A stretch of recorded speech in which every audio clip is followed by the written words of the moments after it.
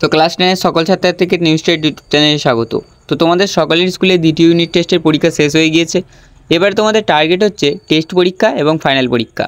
তো তোমরা যেমন তোমাদের দ্বিতীয় ইউনিট টেস্টের পরীক্ষায় বহু প্রশ্ন কমন পেয়েছো, বহু সাবজেক্টের প্রশ্ন কমন পেয়েছো, ঠিক তেমনভাবেই অনেকে কমেন্টে জানিয়েছো যে তোমাদের টেস্ট পরীক্ষা এবং ফাইনাল পরীক্ষাও যাতে তোমরা বেশিরভাগ প্রশ্ন কমন পাও, সেই জন্যই একটা ভিডিও বানাতে।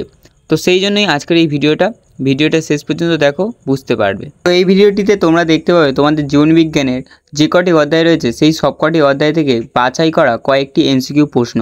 এই প্রশ্নগুলো তোমরা খুব ভালোভাবে রেডি রাখবে। তোমাদের ফাইনাল এবং টেস্ট পরীক্ষার জন্য এই প্রশ্নগুলোই যথেষ্ট। এই প্রশ্নগুলো তোমরা ভালোভাবে মুখস্থ রাখবে, তোমাদের পরীক্ষায় এর মধ্যে থেকেই প্রশ্ন আসবে। এবং তোমরা যদি এই প্রশ্নগুলো খুব ভালোভাবে মুখস্থ রাখো, তোমাদের দ্বিতীয় ইউনিট টেস্টের মতো তোমাদের অন্যান্য পরীক্ষাগুলো যেগুলো বাকি আছে সেগুলোতেও খুব ভালোভাবে কমন পাবে এবং খুব ভালো হবে তোমার পরীক্ষাটা। তো আর বেশি দেরি করবো না, ভিডিওটা শুরু করছি, ভিডিওটা শেষ পর্যন্ত দেখো। তো প্রথম প্রশ্ন, সুন্দরী গাছের শ্বাসমূলের চলন কি? এক প্রকার প্রতিকূল অভিকর্ষবর্তী। 2. অক্সিজেন হরমোনের রাসায়নিক উপাদান কি? কার্বন, হাইড্রোজেন, অক্সিজেন ও নাইট্রোজেন। 3. বল ও সকেট সন্ধি দেখা যায় কোথায়? স্কন্দের সন্ধিতে অর্থাৎ কাঁধে। 4. পিটুইটারি গ্রন্থি থেকে খরিত হরমোনের নাম কি? ACTH। পরবর্তী প্রশ্ন, মানবদেহে কর্টেক্স স্নায়ুর সংখ্যা কটি? 12 জোড়া। 6. মানবদেহে সুষুম্না স্নায়ুর সংখ্যা কটি? 31 জোড়া। 7. মানুষের মস্তিষ্কে স্নায়ুকোষের সংখ্যা প্রায় কত? 10 কোটি। 8. ফ্ল্যাজেলা কোন প্রাণীর গমন অঙ্গ? ইউক্লিনার। 9. বীজের সুপ্তাবস্থা ভাঙতে সাহায্য করে কে? জিববেরেলিন। 10. মস্তিষ্কের আবরণকে বলা হয় কি? মেনিনজেস। 11. অ্যামাইটোসিস কোষ বিভাজনের সঠিক বৈশিষ্ট্যটি শনাক্ত করো। ক্রোমোজোম ও বেমতন্তু গঠিত হয় না। কোষচক্রের যে দশায় ডিএনএ অণুর সংশ্লেষ ঘটে সেটি কোন দশা? এস দশায়। 13. সেন্টোমিয়ারের অবস্থান অনুসারে ক্রোমোজোম প্রধানত কয় প্রকার? 4 প্রকার। 14. যে নাইট্রোজেন বেসটি ডিএনএতে থাকে না কিন্তু আরএনএতে থাকে সেটি কোনটি? সেটি হচ্ছে ইউরাসিল। পরবর্তী প্রশ্ন, মানবদেহে বৃদ্ধির 12 থেকে 20 বছর বয়স পর্যন্ত দশাকে কী বলা হয়? বয়ঃসন্ধি দশা বা বয়ঃসন্ধিকাল। 16. প্রতিটি ক্রোমোজোমে ক্রোমাটিডের সংখ্যা কটি? 2টি। 17. ডিএনএর গঠনগত একক কি? নিউক্লিওটাইড। পরবর্তী প্রশ্ন, প্লাজমোডিয়ামের জনন পদ্ধতি হলো বহু বিভাজন। 19. কোষ বিভাজনের যে দশায় নিউক্লিয় পর্দা বিলুপ্ত হয় সেটি কোন দশা? প্রোফেজ। 20. কোন উদ্ভিদ অধবায়ক কাণ্ডের সাহায্যে জনন সম্পন্ন করে? কচুরিপানা। তো তোমরা নিশ্চয়ই প্রশ্নগুলো দেখে বুঝতে পারছো যে তোমাদের ফাইনাল পরীক্ষা এবং টেস্ট পরীক্ষার জন্য প্রশ্নটি কতটি গুরুত্বপূর্ণ রয়েছে। তো প্রশ্নগুলি তোমরা ভালোভাবে মুখস্থ করবে এবং একটি প্রশ্ন বাদ দেওয়ার চেষ্টা করো না। তোমাদের যে কটি পরীক্ষায় প্রশ্ন আসবে এর মধ্যে থেকেই তোমাদের এমসিকিউ প্রশ্ন আসবে। তো চলে যাবো পরবর্তী প্রশ্নে। পরবর্তী প্রশ্ন, বংশগতির জনক কাকে বলা হয়? মেন্ডেলকে। 22.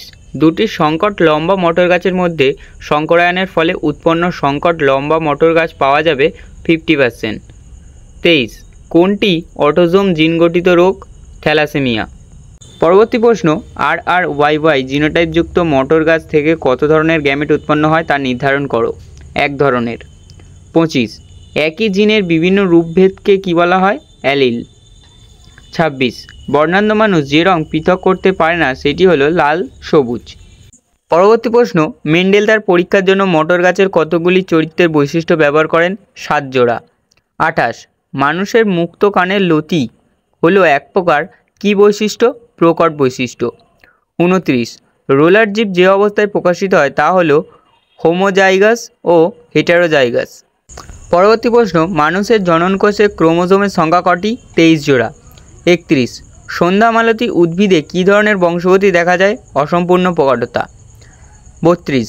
একটি সংকট দীর্ঘ এবং একটি বিশুদ্ধ খর্ব মটর গাছের পরাগ মিলনে উৎপন্ন গাছগুলি হল 50% দীর্ঘ ও 50% খর্ব। পরবর্তী প্রশ্নে যাওয়ার আগে একটি কথা জানিয়ে রাখি, তোমাদের যে জীবনবিজ্ঞানের 5টি অধ্যায় রয়েছে সেই 5টি অধ্যায় থেকেই এখানে সবকটি প্রশ্ন বাছাই করা, তাই এর বাইরে তোমাদের এক্সট্রা কোনো প্রশ্ন পড়ার দরকার পড়বে না। তবুও যদি তোমরা একটু ভালোভাবে আরও রেডি করতে চাও নিজেদের, তাহলে এর বাইরে আরও কয়েকটি প্রশ্ন দেখতে পারো। তো পরবর্তী প্রশ্ন, ক্যাকটাসের কাটা যে অঙ্গের রূপান্তর সেটি হলো পাতা। পরবর্তী প্রশ্ন, ল্যামার্কের তত্ত্বের সঙ্গে সম্পর্কিত শব্দগুচ্ছটি সঠিকভাবে নিরূপণ করো। অর্জিত গুণের বংশানুসরণ। 35. পায়রার ফুসফুসের সঙ্গে যুক্ত বায়ুথলির সংখ্যা কটি? 9টা। পরবর্তী প্রশ্ন, তিমির ফ্লিপার, পাখির ডানা ও মানুষের হাত হলো সমসমস্ত অঙ্গ।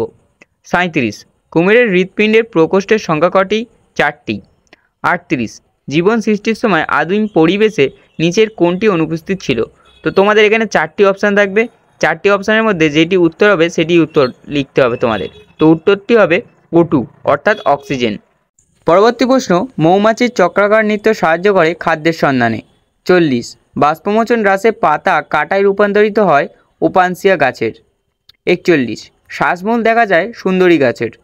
42, সমস্ত অঙ্গ হলো তিমির, ফ্লিপার, পাখির ডানা ও মানুষের হাত। এখানে একটু টাইপিং মিস্টেক হয়েছে, তোমরা একটু ঠিক করে নিও। পরবর্তী প্রশ্ন, কোনটি পরিবেশে দীর্ঘ সময় থাকলে তার জীব বিবর্তন ঘটার সম্ভাবনা বৃদ্ধি পায় তা স্থির করো।